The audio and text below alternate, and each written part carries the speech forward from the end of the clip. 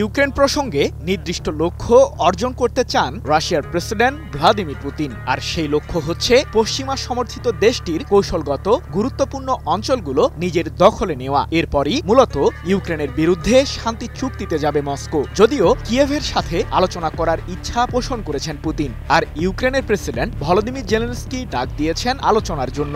এদিকে পুতিনকে 50 দিনের আলটিমেটাম দিয়েছেন মার্কিন প্রেসিডেন্ট ডোনাল্ড ট্রাম্প। অন্যথায় রাশিয়ার উপর নেমে আসতে পারে ট্রাম্পের ভয়ঙ্কর ছোবল।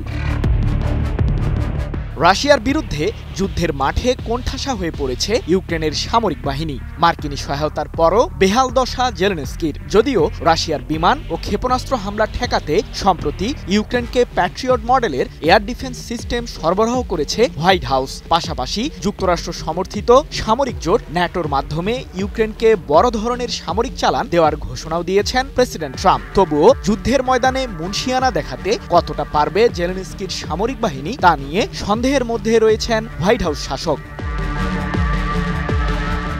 এমন প্রেক্ষাপটে পুতিনকে চাপ দেওয়া অব্যাহত রেখেছেন ট্রাম্প। দিয়েছেন 50 দিনের আলটিমেটাম। এই সময়ের মধ্যে যুদ্ধবিরতি প্রসঙ্গে রাশিয়া কার্যকরী পদক্ষেপ না নিলে দেশটির উপর বড় ধরনের নিষেধাজ্ঞা দেওয়ার হুমকি দিয়েছেন মার্কিন প্রেসিডেন্ট ট্রাম্প। এমনকি যুক্তরাজ্য ও ফ্রান্স সহ ইউরোপের বেশ কিছু দেশ ট্রাম্পের এমন সিদ্ধান্তে সমর্থনও দিয়েছেন। যদিও এসব হুমকিকে মাথা ব্যথার কারণ হিসেবে দেখছেন না পুতিন।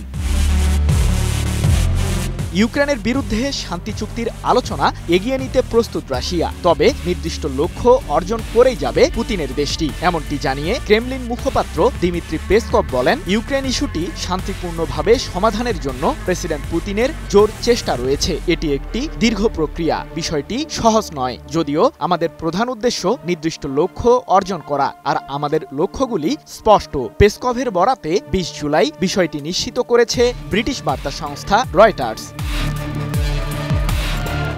সব মশার বিরুদ্ধে সুরক্ষা দিতে এলো বসুন্ধরা এক্সট্রিম অ্যারোসল, মশার বিরুদ্ধে এক্সট্রিম সুরক্ষা। এর আগে যুদ্ধবিরতির আলোচনা এগিয়ে নিতে আগামী সপ্তাহে রাশিয়ার সাথে বৈঠকে বসার প্রস্তাব দেন ইউক্রেনের প্রেসিডেন্ট জেলেনস্কি। এ প্রসঙ্গে তিনি বলেন, যুদ্ধবিরতি অর্জনের জন্য আমাদের চেষ্টা চালিয়ে যেতে হবে। পুতিনকে বন্দি বিনিময় ও হত্যা বন্ধ করার বিষয়ে সিদ্ধান্ত এড়ানো বন্ধ করতে হবে। শান্তি চুক্তি নিশ্চিত করার জন্য দুই পক্ষের নেতৃত্ব পর্যায়ের বৈঠক অপরিহার্য। ইউক্রেন এই ধরনের বৈঠকের জন্য প্রস্তুত। এক প্রতিবেদনে বিষয়টি নিশ্চিত করেছে মার্কিন সম্প্রচার মাধ্যম CNN। এদিকে ইউক্রেনের আলোচনার প্রস্তাব পাওয়ার বিষয়টি নিশ্চিত করেছে ক্রেমলিন। সৃজন মাহমুদ, নিউজ 24।